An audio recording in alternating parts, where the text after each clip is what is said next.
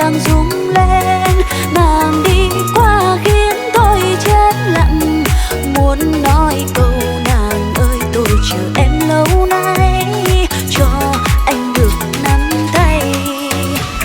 Hai đóa hoa mùa xuân hơn bông hoa kém hương sắc nàng, biết nói sao vì em tươi đẹp hơn muôn hoa. Môi xuân cười mộng